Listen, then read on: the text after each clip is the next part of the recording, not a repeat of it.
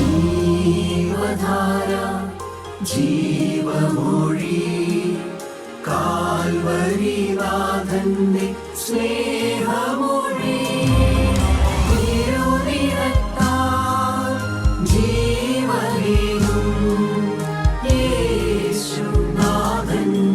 ജീവമൊഴി ജീവധാര ജീവധാര ജീവധാര.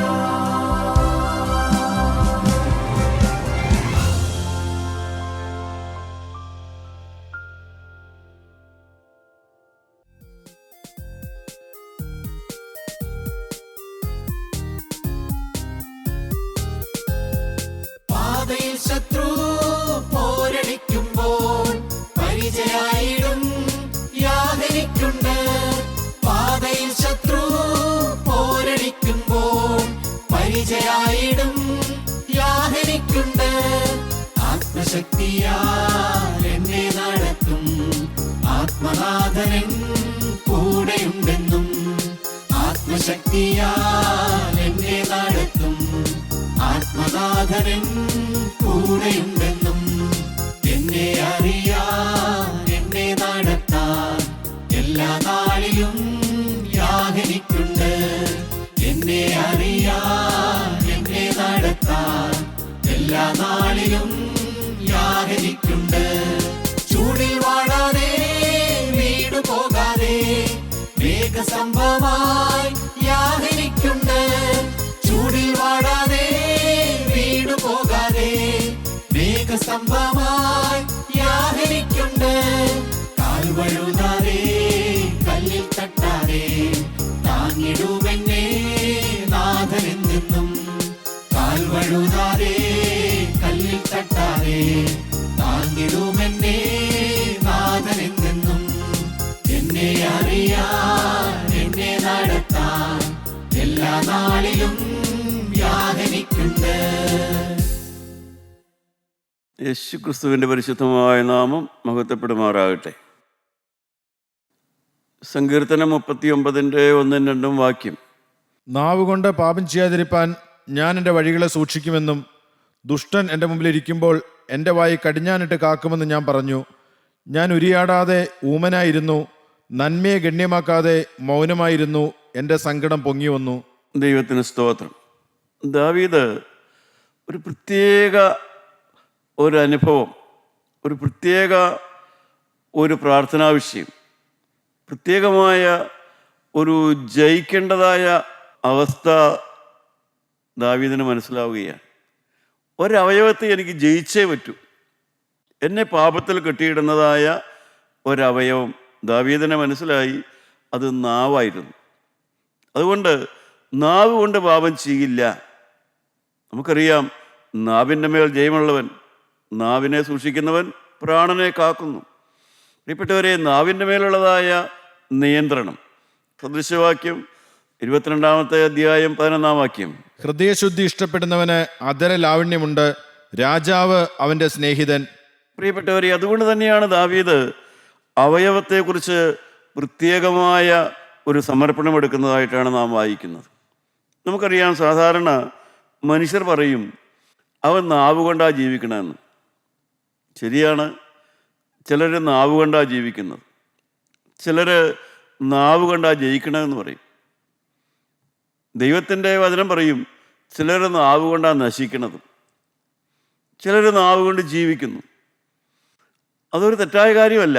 ചില തൊഴിലുകൾ ചെയ്യുന്നവർക്ക്, ഇപ്പോൾ ഒരു സെയിൽസ് അല്ലെങ്കിൽ മാർക്കറ്റിംഗ് മുതലായ തൊഴിലുകൾ ചെയ്യുന്നവർക്ക് നാവ് കൊണ്ട് ശരിയായി സംസാരിക്കാൻ അറിവുണ്ടായിരിക്കണം. അവർ നാവ് കൊണ്ട് ജീവിക്കുന്നവരാണെന്ന് പറഞ്ഞാൽ അത് തെറ്റില്ല, അതിശയോക്തിയില്ല. കാരണം അവർ വിൽക്കുന്നതായ പ്രോഡക്ട്സ് അല്ലെങ്കിൽ അവർ കൊടുക്കുന്നതായ സർവീസ് എന്താണെന്ന് പറഞ്ഞ് മനസ്സിലാക്കാനുള്ളതായ ഒരു നാവ് അവർക്കുണ്ടായിരിക്കണം. അതൊരു തെറ്റായ കാര്യമല്ല. നാവ് കൊണ്ട് അവർ ജീവിക്കുന്നു. അവരുടെ ഉപജീവനത്തിന് ആ നാവ് കൊണ്ട് തെറ്റായി ഉപയോഗിക്കുകയല്ല, ശരിയായിട്ട് ആളുകളെ കാര്യങ്ങൾ പറഞ്ഞ് മനസ്സിലാക്കാനുള്ളതായ കഴിവ് അവരുടെ നാവിനുണ്ടായിരിക്കും, ആ രംഗത്ത് തൊഴിൽ ചെയ്യുന്നവർക്ക്. അതുകൊണ്ടാണ് നാവ് കൊണ്ട് ജീവിക്കുന്നു എന്ന് പറയുന്നത്.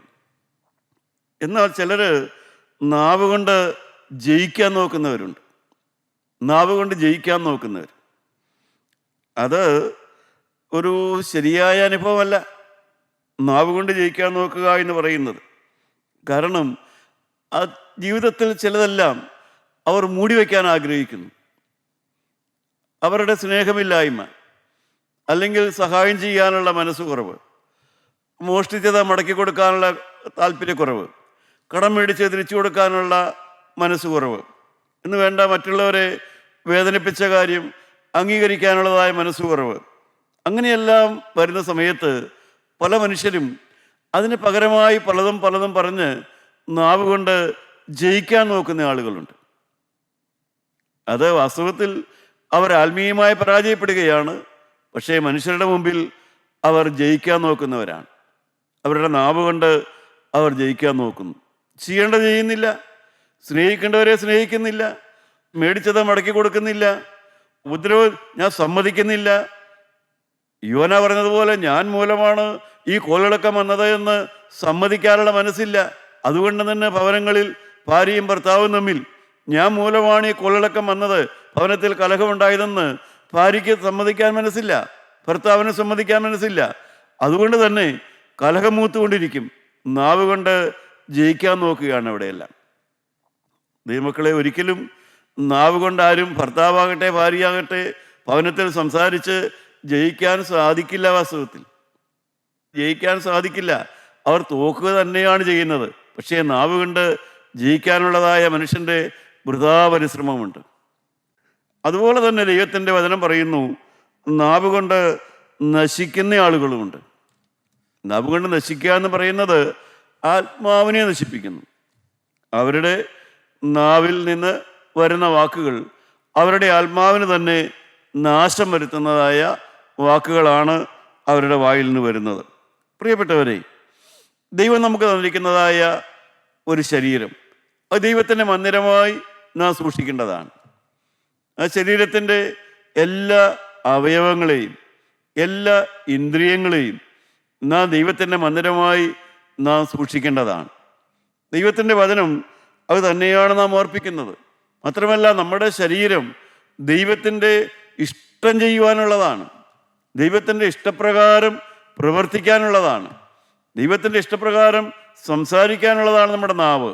നമ്മുടെ കൈകളാകട്ടെ നമ്മുടെ കാലുകളാകട്ടെ ദൈവം ആഗ്രഹിക്കുന്ന പോലെയുള്ളതായ ഓരോ വേലയ്ക്കും ഓരോ ശുശ്രൂഷയ്ക്കും സഹായിക്കാനും ഉപദേശിക്കാനും സ്നേഹിക്കാനും പരിചരിക്കാനും എല്ലാം ഉള്ളതാണ് നമ്മുടെ കൈകൾ. ദൈവം നമുക്ക് തന്നിരിക്കുന്നതായ എല്ലാം തന്നെ. ദൈവത്തിന് സ്തോത്രം. എന്നാൽ മനുഷ്യന് ഇടർച്ചയുണ്ടാക്കുന്നത് മനുഷ്യൻ്റെ അവയവങ്ങളാണെന്ന് കർത്താവ് പഠിപ്പിക്കുന്നുണ്ട്. ഇടർച്ചയുണ്ടാക്കുന്ന അവയവങ്ങൾ കർത്താവ് എടുത്തു പറയുന്ന അവയവങ്ങളാണ് മനുഷ്യൻ്റെ കണ്ണ്, മനുഷ്യൻ്റെ കയ്യ്, മനുഷ്യൻ്റെ കാല്. ഇതെല്ലാം അവന് ആത്മാവിൻ്റെ വളർച്ചയ്ക്ക് ഇടർച്ചയുണ്ടാക്കുന്നു. ആത്മാവിൻ്റെ വളർച്ചയ്ക്ക് ഇടർച്ചയുണ്ടാക്കുന്നത് അവയവങ്ങളാണെന്ന് പറയുന്നു. പ്രിയപ്പെട്ടവരെ, നമുക്ക് നമ്മുടെ ശരീരത്തെ ദൈവത്തിൻ്റെ മന്ദിരമായി സൂക്ഷിക്കാൻ എല്ലാവർക്കും ദാഹമുണ്ടോ? ഇന്ന് ക്രിസ്ത്യാനികൾ എന്നറിയപ്പെടുന്നവരിൽ ആർക്കാണ് ആ തീഷ്ണതയുള്ളത്? എത്ര പേർക്ക് ആ തീഷ്ണതയുണ്ട്? ക്രൈസ്തവരുടെ ഇടയിൽ സ്ഥാനമാനങ്ങൾ വഹിക്കുന്നവരുണ്ട്, വൻ കാര്യങ്ങൾ ചെയ്യുന്നവരുണ്ട്, വലിയ വലിയ ഉത്തരവാദിത്തങ്ങൾ ഏറ്റെടുത്തിട്ടുള്ളവരുണ്ട്. അവരിൽ എത്ര പേർക്ക് ദൈവത്തിൻ്റെ മന്ദിരമായിട്ട് ഈ ശരീരത്തെ സൂക്ഷിക്കണം, ദൈവത്തിൻ്റെ മന്ദിരമാണ് എൻ്റെ ശരീരം എന്നുള്ളതായ ആ നിർണയത്തോടുകൂടെ ജീവിക്കുന്ന എത്ര ക്രൈസ്തവരെ നമുക്ക് കാണാൻ സാധിക്കും? സാധിക്കില്ല. കാരണം അത് നടക്കണമെങ്കിൽ ഒരു വീണ്ടും ജനിച്ച അനുഭവം ഉണ്ടാകണം. ഒരു വീണ്ടും ജനനത്തിൻ്റെ അനുഭവം ഉണ്ടെങ്കിൽ മാത്രമേ ശരീരത്തെ ദൈവത്തിൻ്റെ മന്ദിരമായി സൂക്ഷിക്കാനുള്ളതായ ആ ദാഹവും ആ സമർപ്പണവും ഉണ്ടാകുകയുള്ളൂ. കെടുന്ന ബീജത്താലല്ല, കെടാത്തതിനാലും ജീവനുള്ളതും നിലനിൽക്കുന്നതുമായ ദൈവത്തിൻ്റെ വചനത്താൽ വീണ്ടും ജനനം പ്രാപിച്ച് കർത്താവ് കൊടുക്കുന്നതായ ആ പുതിയ ഹൃദയം പ്രാപിക്കുന്ന ഒരു വ്യക്തിക്ക് മാത്രമേ തൻ്റെ ശരീരത്തെ ദൈവത്തിൻ്റെ മന്ദിരമായി സൂക്ഷിക്കണമെന്നുള്ളതായ ആ നിർണയം ഉണ്ടാവുകയുള്ളൂ. മനുഷ്യർ കാണുമ്പോൾ മാത്രമല്ല, മനുഷ്യൻ ഒറ്റയ്ക്കിരിക്കുമ്പോഴായാലും ശരി, ആരും എന്നെ കാണാത്തപ്പോഴും ഈ ശരീരം ദൈവത്തിൻ്റെ മന്ദിരമായി തന്നെ സൂക്ഷിക്കാനുള്ളതായ ആ ദാഹം ജന്മനാ ഉണ്ടാകുന്നതല്ല, വിദ്യാഭ്യാസം കൊണ്ടുണ്ടാകുന്നതല്ല, സ്ഥാനമാനങ്ങൾ കൊണ്ടുണ്ടാകുന്നതല്ല, ഒരു കൃപാവരം കൊണ്ടുണ്ടാകുന്നതല്ല. അത് മാനസാന്തരപ്പെടുന്ന അനുഭവത്തിലൂടെ മനുഷ്യന് ഉണ്ടാകുന്നതാണ് ഇന്ദ്രിയ ജയം എന്ന് പറയുന്നത്. ഇന്ദ്രിയ ജയം ദിവസത്തിലൊരു വാക്കാണ്. ഗലാത്യ ലേഖനം 5-ാം അധ്യായത്തിൻ്റെ 22-ാമത്തെ വാക്യത്തിൽ പറയുന്നുണ്ട്, ഇന്ദ്രിയ ജയം. അവനവൻ്റെ ശരീരത്തെ നിയന്ത്രിക്കണം, അവനവൻ്റെ നാവിനെ കൺട്രോൾ ചെയ്യണം, അവനവൻ്റെ കണ്ണിനെ നിയന്ത്രിക്കണം. അതിനെല്ലാം ഉള്ളതായ ആ ആഗ്രഹം എവിടെ നിന്നാണ് വരുന്നത്? ഗലാത്യർ 5-ന്റെ 22-ാമത്തെ വാക്യം നമുക്കറിയാം. ആത്മാവിന്റെ ഫലമോ സ്നേഹം, സന്തോഷം, സമാധാനം, ദീർഘക്ഷമ, ദയ, പരോപകാരം, വിശ്വസ്തത, സൗമ്യത, ഇന്ദ്രിയജയം. ഈ വകയ്ക്ക് വിരോധമായി ഒരു ന്യായപ്രമാണവുമില്ല. പ്രിയപ്പെട്ടവരെ, ഇന്ദ്രിയ ജയം അത് പ്രാപിക്കണമെങ്കിൽ പരിശുദ്ധാത്മാവിൻ്റെ ഫലമാണത്. മനസാന്തരപ്പെട്ടവൻ പിന്നെയും മാനസാന്തരപ്പെട്ട് ഒരു മാനസാന്തരം കൊണ്ടോ ഒരു ചടങ്ങ് കൊണ്ടോ ഒന്നും കിട്ടുന്നതല്ല ഇന്ദ്രിയ ജയം എന്ന് പറയുന്നത്. ഒരു മാമോദീസ മുങ്ങിയത് കൊണ്ടോ ഒരു പരിശുദ്ധ കുർബാന അനുഭവം ഉണ്ടായത് കൊണ്ടോ ആർക്കും ഇന്ദ്രിയ ജയം ഉണ്ടാവില്ല. അതുകൊണ്ടൊന്നും കിട്ടുന്നതല്ല ഇന്ദ്രിയ ജയം. അത് ആത്മാവിൻ്റെ ഫലമാണ്.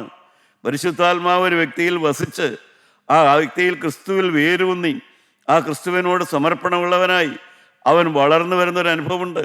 സ്വന്തം അവയവങ്ങളോട് പോരാടി ഞാൻ മറ്റുള്ളവരോട് സുവിശേഷം പറഞ്ഞ ശേഷം ഞാൻ തന്നെ കൊള്ളരുതാത്തവനായി പോകാതിരിപ്പാൻ എൻ്റെ ശരീരത്തെ ദണ്ഡിപ്പിച്ച് അടിമയാക്കുന്നുവെന്ന് അപ്പോസ്തലൻ പറയുന്നത് പോലെ സ്വന്തം ശരീരത്തെ ദണ്ഡിപ്പിച്ച് അടിമയാക്കുന്ന ഒരു വ്യക്തിക്ക് ഉണ്ടായി വരുന്നതായ അനുഭവമാണ് ഇന്ദ്രിയ ജയം എന്ന് പറയുന്നത്. അത് പരിശുദ്ധാത്മാവിൻ്റെ ഫലമാണ്. വാസ്തവത്തിൽ ദൈവമക്കളെ, അങ്ങനെ ജീവിക്കുന്നവർക്കാണ് നാവിൻ്റെ മേൽ നിയന്ത്രണം കിട്ടുന്നത്. നാവിൻ്റെ മേൽ നിയന്ത്രണം ഇല്ലെങ്കിലോ, കർത്താവിൻ്റെ വചനം പറയുന്നു, ഇടർച്ചയുണ്ടാക്കുന്ന അവയവങ്ങളെക്കുറിച്ച് കർത്താവ് പറയുമ്പോൾ ആദ്യം പറയുന്നതാണ് കണ്ണ്, കയ്യ്, കാലെന്നൊക്കെ. മത്തായിയുടെ സുവിശേഷം 12-ാം അധ്യായത്തിൻ്റെ 36-ാമത്തെ വാക്യത്തിൽ കർത്താവ് പറഞ്ഞു, എന്നാൽ മനുഷ്യർ പറയുന്ന ഏത് നിസ്സാര വാക്കിനും ന്യായവിധി ദിവസത്തിൽ കണക്ക് ബോധിപ്പിക്കേണ്ടി വരുമെന്ന് ഞാൻ നിങ്ങളോട് പറയുന്നു. വാഗൊണ്ട് പറഞ്ഞ വാക്ക് നിസ്സാര വാക്ക്. പ്രിയപ്പെട്ടവരെ, മനുഷ്യൻ ദൈവത്തോട് പറഞ്ഞ വാക്ക് മനുഷ്യൻ തന്നെ നിസ്സാരമാക്കി കളയുന്നു. നേർന്നു, അത് കഴിക്കുന്നില്ല. നേർന്നത് ഊനമില്ലാത്തതിനെ നേരുന്നു, ഊനമുള്ളതിനെ യാഗം കഴിക്കുന്നു. അതെല്ലാം നിസ്സാര വാക്കുകളാണ്. മനുഷ്യൻ ദൈവത്തോട് സമർപ്പണം പറയുന്നു, ആ സമർപ്പണം അവൻ തന്നെ പൊളിക്കുന്നു. ദൈവത്തോട് പറഞ്ഞ വാക്ക് അവൻ തന്നെ ലംഘിക്കുന്നു. ദൈവത്തോട് ഇന്നതുപോലെയെല്ലാം ഞാൻ ജീവിക്കും എന്നുള്ളതായ തീരുമാനം പറയുന്നു, ആ തീരുമാനത്തിനെതിരായിട്ട് അവൻ തന്നെ പ്രവർത്തിക്കുന്നു. അതാണ് നിസ്സാര വാക്കെന്ന് പറയുന്നത്. അല്ലാതെ മനുഷ്യൻ വാഗൊണ്ട് പറയുന്ന തമാശ വാക്കുകളല്ല. മനുഷ്യൻ തമാശ പറയും, ഹാസ്യാത്മകമായി സംസാരിക്കുന്ന വാക്കല്ല നിസ്സാര വാക്കെന്ന് പറയുന്നത്. ദൈവത്തോട് ഞാനൊരു നേർച്ച നേർന്നു, ആ നേർച്ചയ്ക്കെതിരായി ഞാൻ തന്നെ പ്രവർത്തിക്കുന്നു. ഞാൻ തന്നെ എൻ്റെ സമർപ്പണത്തിൻ്റെ വില ഞാൻ തന്നെ കുറച്ച് കളഞ്ഞു, നിസ്സാരമാക്കി കളഞ്ഞു. ഞാൻ ദൈവത്തോട് പറഞ്ഞ വാക്ക് ഞാൻ തന്നെ നിസ്സാര വാക്കാക്കി കളയുന്നു. അതിൻ്റെ ഫലം എന്താണ്? മനുഷ്യൻ പറയുന്ന ഏത് നിസ്സാര വാക്കിനും ന്യായവിധിയുടെ ദിവസത്തിൽ കണക്ക് ബോധിപ്പിക്കേണ്ടി വരും. പ്രിയപ്പെട്ടവർ, എന്ന് പറഞ്ഞാൽ ന്യായവിധിയുടെ നാളിൽ അവൻ ന്യായം വിധിക്കപ്പെടും. സമർപ്പണം പൊളിച്ചാൽ എന്ന് വെച്ചാൽ ദൈവത്തോട് വാക്ക് പറഞ്ഞിട്ട് അതിനെതിരായിട്ട് നീ എന്ത് ചെയ്താലും, ജീവനുള്ള ദൈവത്തോടാണ് നീ വാക്ക് പറഞ്ഞതെന്ന് മനസ്സിലാക്കാതെ എതിരായി ചെയ്താൽ അത് ശിക്ഷാർഹമാണ്.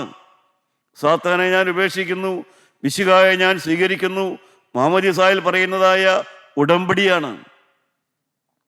സാത്താനെ ഉപേക്ഷിക്കുന്നു, മിശിഹായെ സ്വീകരിക്കുന്നു.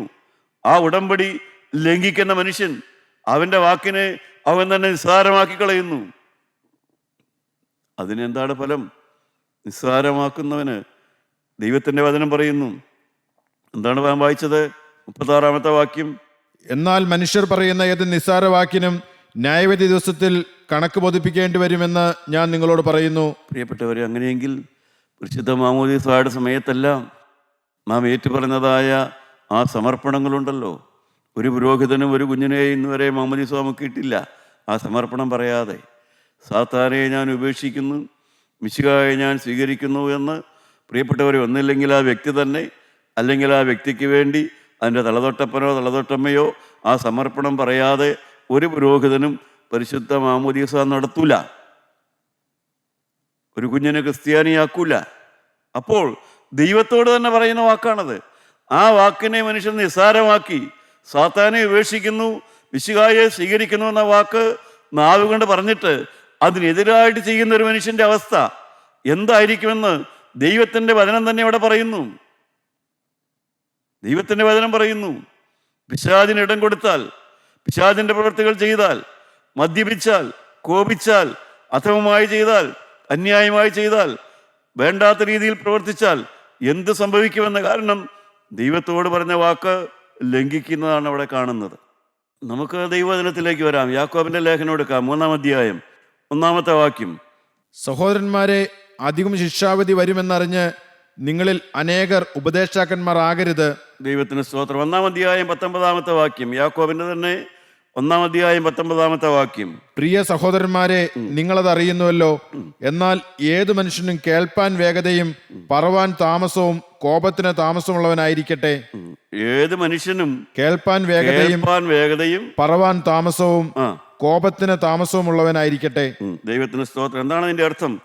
Don't be eager to tell others their fault. മറ്റുള്ളവരോട് അവരുടെ തെറ്റ് പറയാനുള്ളതായ ആ വ്യഗ്രത നല്ലതല്ല. ആ വ്യഗ്രത നല്ലതല്ല. മറ്റുള്ളവരോട് അവരുടെ തെറ്റ് ചൂണ്ടിക്കാണിക്കാനും പറയാനുള്ളതായ വ്യഗ്രത, അതിനെയാണ് അവിടെ പറയുന്നത്. അത് നല്ലതല്ല. കാരണം നീ തന്നെയും നാം വാക്ക് ഒന്നുകൂടെ വായിക്കാം. പ്രിയ സഹോദരന്മാരെ, നിങ്ങൾ അത് അറിയുന്നുവല്ലോ.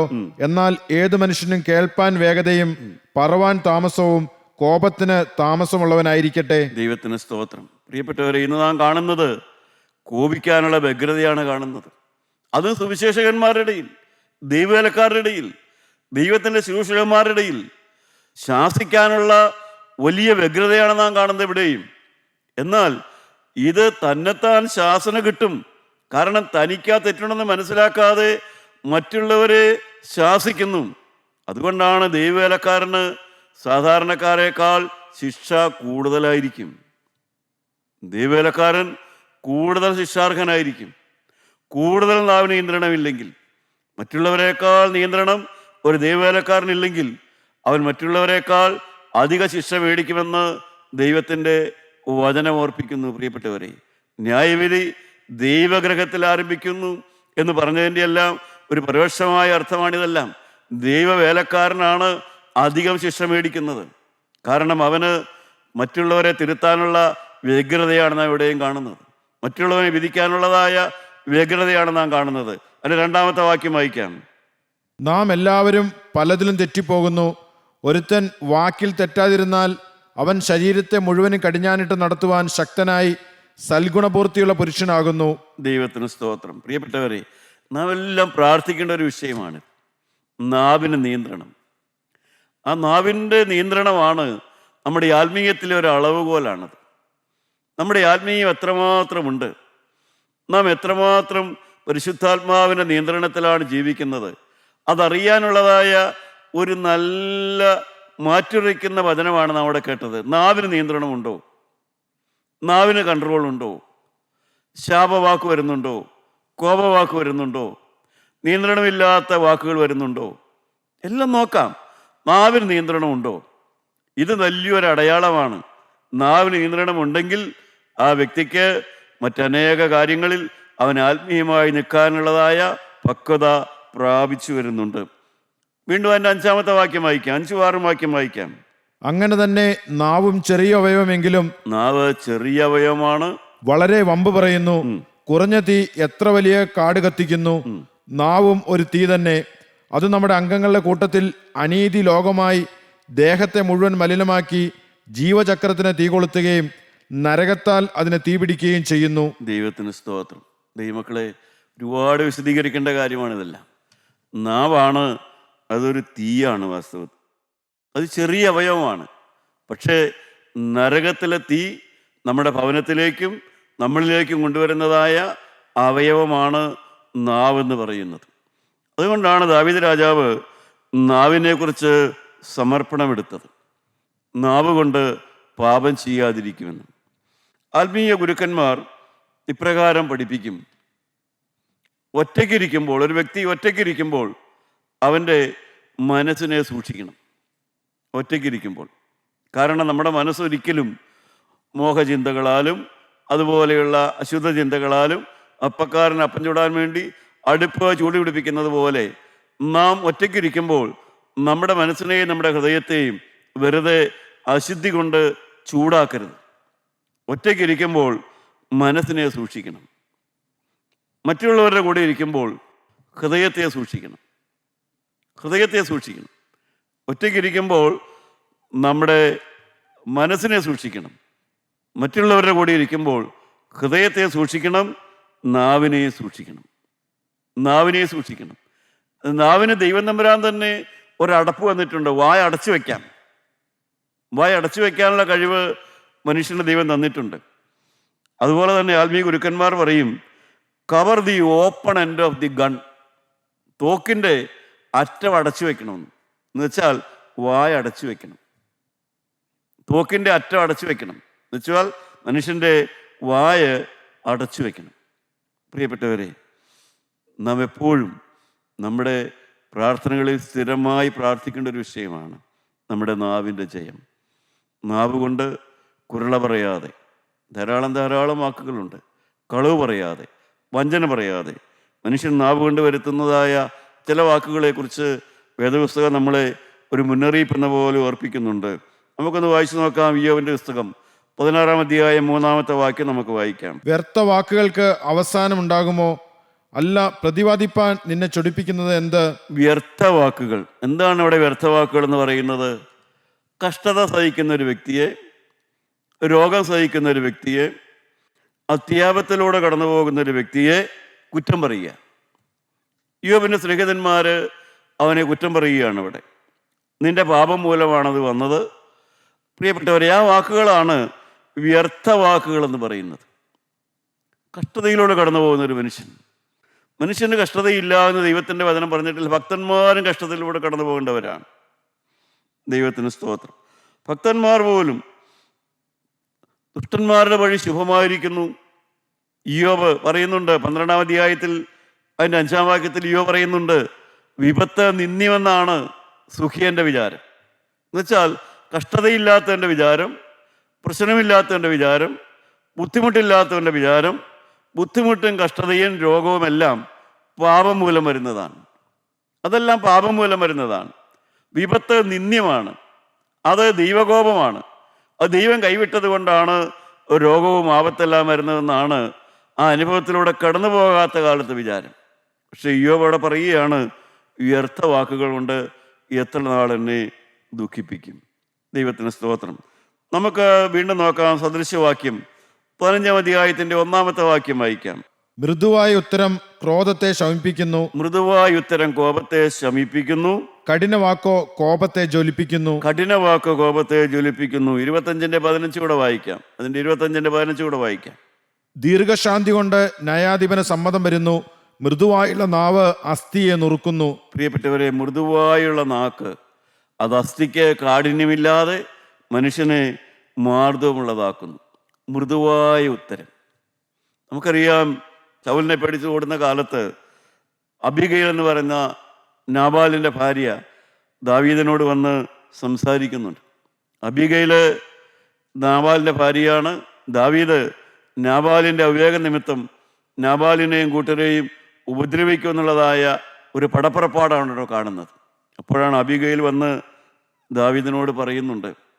അതാണ് 1 ശമൂവേൽ 25-ന്റെ 35. പിന്നെ അവൾ കൊണ്ടുവന്നത് ദാവീദ് അവളുടെ കയ്യിൽ നിന്ന് വാങ്ങി അവളോട്, സമാധാനത്തോടെ വീട്ടിലേക്ക് പോക, ഇതാ ഞാൻ നിന്റെ വാക്ക് കേട്ട് നിന്റെ മുഖം ആദരിച്ചിരിക്കുന്നു എന്ന് പറഞ്ഞു. പ്രിയപ്പെട്ടവരെ, നല്ല വിവേകത്തോടെയുള്ള വാക്ക് വലിയ രക്തച്ചൊരിച്ചിൽ ഒഴിവാക്കി, കുടുംബകലഹം ഒഴിവാക്കി, കുടുംബത്തിലെ വലിയ മരണം ഒഴിവാക്കി, എല്ലാം ഒഴിവാക്കി കിട്ടിയത് ആ ഭാര്യയുടെ വിവേകത്തോടെയുള്ള സംസാരമാണ്.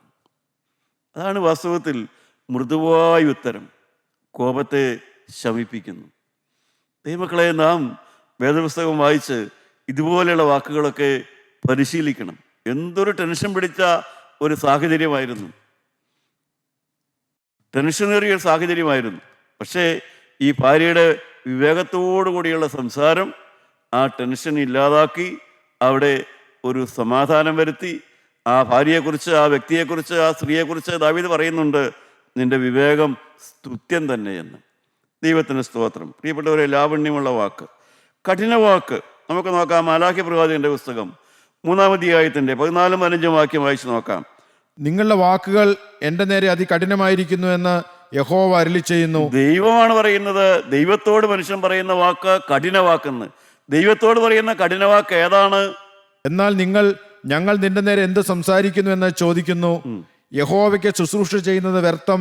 ഞങ്ങൾ അവന്റെ കാര്യം നോക്കുന്നതിനാലും സൈന്യങ്ങൾ യഹോവയുടെ മുമ്പാകെ കറുപ്പുടുത്ത് നടന്നതിനാലും എന്ത് പ്രയോജനമുള്ളൂ? പ്രിയപ്പെട്ടവരെ, ദൈവഭക്തിയെ പുച്ഛിക്കുന്നു, സുവിശേഷത്തെ പുച്ഛിക്കുന്നു, ദൈവവേലക്കാരെ പുച്ഛിക്കുന്നു. ദൈവത്തിന് പിറകെ പോയിട്ട് എന്താ പ്രയോജനം? ദൈവഭക്തിയെ പുച്ഛിക്കുന്നു. അതിനാണ് കഠിന വാക്കെന്ന് പറഞ്ഞിരിക്കുന്നത്. ദൈവത്തെ പുച്ഛിക്കുക, സുവിശേഷത്തെ പുച്ഛിക്കുക, ഇതെല്ലാം കഠിന വാക്കാണ്. മുഖസ്തുതിയുടെ വാക്കുണ്ട്, കൗശല വാക്കുണ്ട്. ഇതെല്ലാം ദൈവത്തിൻ്റെ വചനം തരുന്നതായ മുന്നറിയിപ്പുകളാണ്. ആത്മീയ രംഗത്ത് നാം നിൽക്കുമ്പോൾ നാം സൂക്ഷിക്കേണ്ടതായ കാര്യങ്ങളാണ് മുഖസ്തുതിയുടെ വാക്കുകൾ. നാം മുഖസ്തുതി ഒരിക്കലും അതിന് ചെവി കൊടുക്കരുത്. മനുഷ്യരിങ്ങോട്ട് മുഖസ്തുതിയുമായി വരും. ദൈവമക്കളെ, സുവിശേഷങ്ങൾ ശ്രദ്ധിക്കേണ്ടതാണ്. അപ്പോസ്തലനായ പൗലോസ് പഠിപ്പിക്കുന്നുണ്ട്. 1 തെസ്സലോനിക്കർ 2:5 2 പത്രോസ് 2:3 നമുക്ക് കേൾക്കാം. മുഖസ്തുതിയുടെ വാക്ക്, കൗശല വാക്ക്, ഇതെല്ലാം നാം ഒഴിവാക്കി നിൽക്കണം. അല്ലെങ്കിൽ ആളുകൾ മുഖസ്തുതി തന്ന് കാര്യം കാണാൻ നോക്കുന്ന രംഗമാണിതെല്ലാം. പത്രോസിന്റെ ലേഖനം വായിച്ചാൽ 2-ാമത്തെ ലേഖനം 2-ാം അധ്യായം 3-ാമത്തെ വാക്യത്തിൽ പത്രോസ് പറയും, അവർ ദ്രവ്യാഗ്രഹത്തിൽ കൗശലവാക്ക് പറഞ്ഞ് നിങ്ങളെ വാണിഭമാക്കും. ദൈവത്തിന് സ്തോത്രം. പ്രിയപ്പെട്ടവരെ, കൗശല വാക്കുകൊണ്ട് വിശ്വാസികളെ വാണിഭമാക്കുന്നവരുണ്ട്.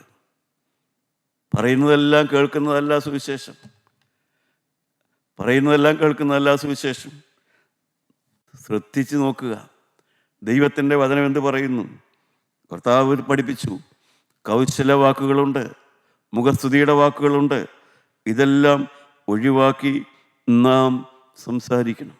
നമ്മുടെ കർത്താവായ യേശു സംസാരിച്ചത് മറ്റുള്ളവരെ അടുപ്പിക്കാൻ വേണ്ടിയിട്ടാണ്.